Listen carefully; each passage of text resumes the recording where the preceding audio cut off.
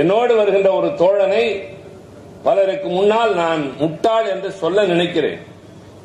பின்னர் அவரிடம் சொல்கிறேன், உன்னை நான் முட்டாள் என்று திட்ட வேண்டும் என்று எண்ணினேன். இவ்வளவு பேர் இருக்கிறார்கள் என்பதற்காக சொல்லவில்லை.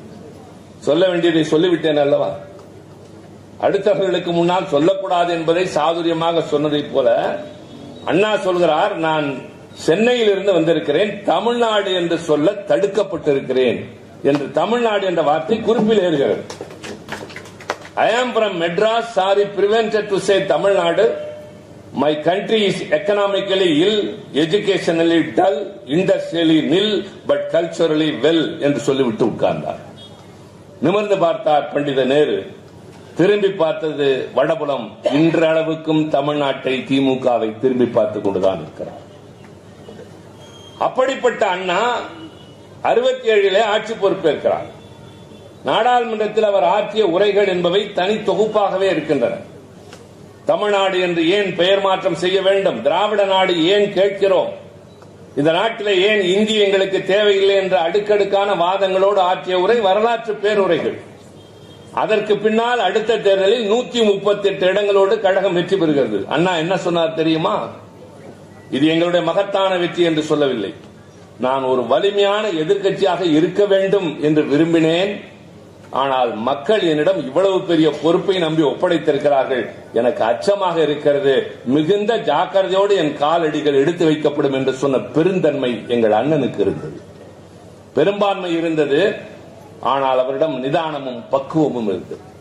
இன்றைக்கு வெறும் 107 இடங்களை பெற்றுவிட்டு அவர்கள் பேசுகிற பேச்சுக்களையும் வார்த்தைகளையும் விமர்சனங்களையும் கொஞ்சம் ஒப்பிட்டு பார்த்துக் கொள்ளுங்கள்.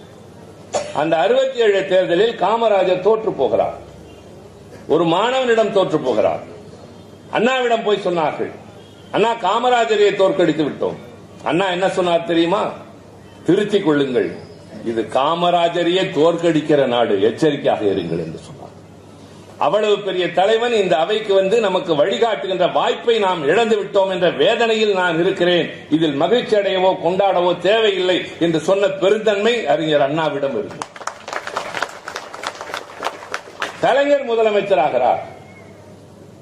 இது எனக்குரிய பதவி, இது என்னை விட யாருக்கும் தகுதி இல்லை என்று சொல்லவில்லை, என் தலையில் வைக்கப்பட்ட முள் கிரீடம் என்று சொன்னார். நிதானம். அந்த காரணத்தினால்தான் அண்ணா ஆட்சிக்கு வந்தவுடன் காங்கிரஸை விமர்சித்துக் கொண்டு நிற்கவில்லை.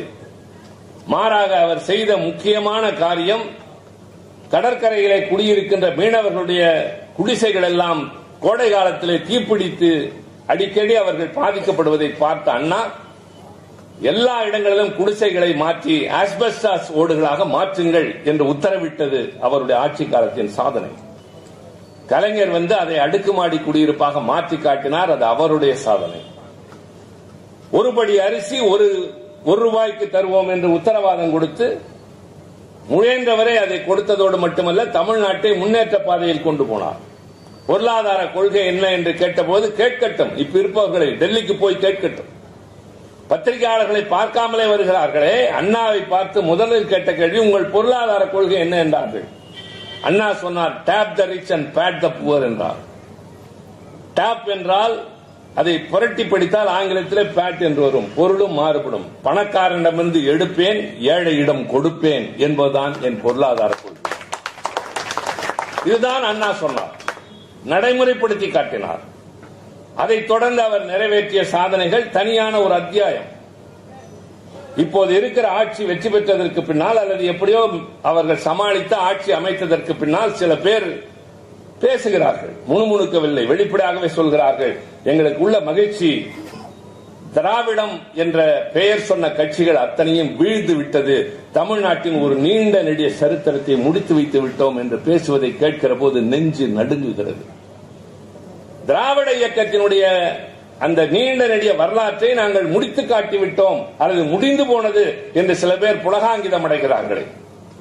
அவர்களை பார்த்து சொல்வேன், இன்றைய முதலமைச்சர் தன் கட்சி கூட்டத்தில் பேசுகிற போது அவர்களுக்கு வழிகாட்டக்கூடிய தலைவர்கள் என்று வைத்திருக்கிற படத்தில் நடுநாயகமாக நிற்பவர் தந்தை பெரியார் தான். சமூக நீதி என்று சொல்கிற போது பெரியார் தானாக அந்த இடத்தில் வந்து நிற்பார்.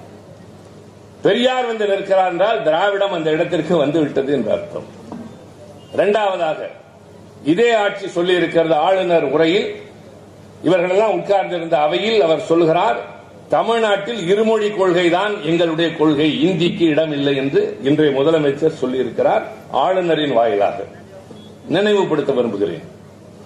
அறிஞர் அண்ணா அவர்கள் 67 ஆட்சி அமைப்பதற்கு முன்னால் மொழி போராட்டம் நடைபெற்றது. இந்தி எதிர்ப்பு போராட்டம் மிகப்பெரிய போராட்டம். நூற்றுக்கணக்கிலே மாணவர்கள் சுட்டுக் கொல்லப்பட்ட அந்த போராட்டம் முதலாக தமிழ்நாட்டிற்கு துணை ராணுவ படை வந்து காக்கை குருவிகளைப் போல மக்களை சுட்டுக் கொன்ற காலம். அதற்கு பின்னால் ஆட்சி பொறுப்பேற்கிறோம். அந்த காலகட்டத்திலே கலைஞர் கொண்டு போய் தனிமை சிறையிலே பாளையங்கோட்டையில் அடைத்து வைத்தார்கள். அண்ணா முதலமைச்சரானதற்கு பின்னால் சிலருடைய தூண்டுதலினால், நன்றாக கவனியுங்கள், சிலருடைய தூண்டுதலின் பெயரால் மாணவர்கள் மீண்டும் போராட்டம் நடத்துகிறார்கள். இந்தியை நாங்கள் மாற்றுவோம், இந்த இடத்திலிருந்து அகற்றுவோம் என்ற ஆட்சிக்கு வந்தவர்களை என்ன செய்கிறீர்கள் என்று கேட்டார்கள்.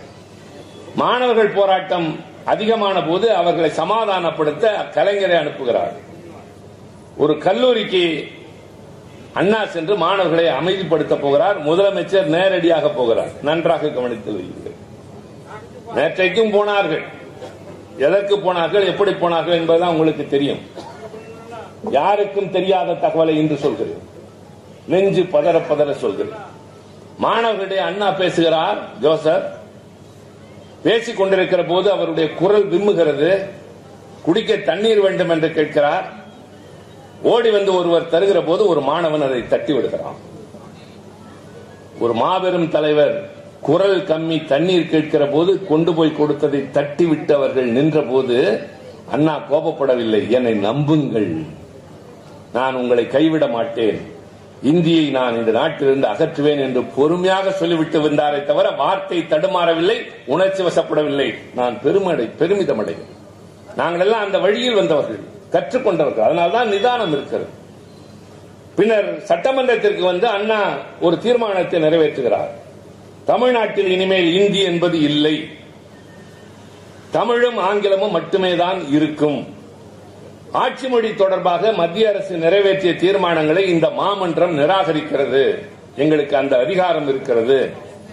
தமிழ்நாட்டில் இருக்கிற NCC என்று சொல்லுகிற தேசிய மாணவர் படையில் பிறப்பிக்கப்படுகிற இந்தி உத்தரவுகள் நிறுத்தப்படும். மத்திய அரசு ஏற்றுக்கொள்ளாவிட்டால் தேசிய மாணவர் படை கலைக்கப்படும் என்று அண்ணா சொல்லிவிட்டு, நான் அதை பற்றியே விரிவாக பேச விரும்பவில்லை.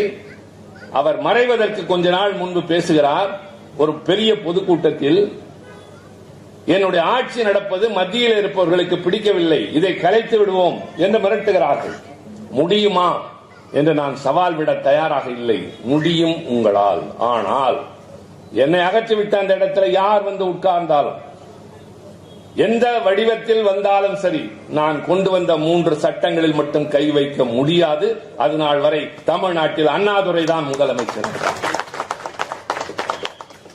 சுயமரியாதை திருமணம், தமிழ்நாடு என்ற பெயர் மாற்றம், தமிழ்நாட்டில் இந்திக்கு இடமில்லை என்று அவர் நிறைவேற்றிய இந்த 3 சட்டங்களில் கை வைக்கிற துணிச்சல் எவருக்கும் இல்லை.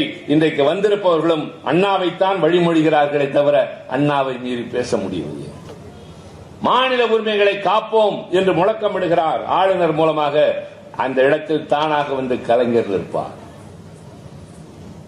குடியரசு தினத்தின் போது எல்லா இடங்களிலும் ஆட்சித் தலைவர்கள் கொடியேற்றுவார்கள்.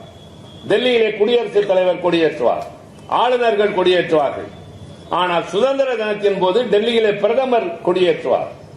மற்ற இடங்களிலெல்லாம் இதே போல ஆளுநர்கள் ஏற்றிக் கொண்டிருந்த போது கலைஞர் தான் முதலாக சொன்னார், குடியரசுத் தலைவர் என்றால் ஆளுநர்கள் ஏற்றுவது நியாயம், ஆனால் மக்களால் தேர்ந்தெடுக்கப்பட்ட பிரதமர் அங்கே கொடியேற்றுகிறார் என்கிற போது மாநிலத்திலே மக்களால் தேர்ந்தெடுக்கப்பட்ட முதலமைச்சர் தானே கொடியேற்ற வேண்டும் என்று கேட்டார்.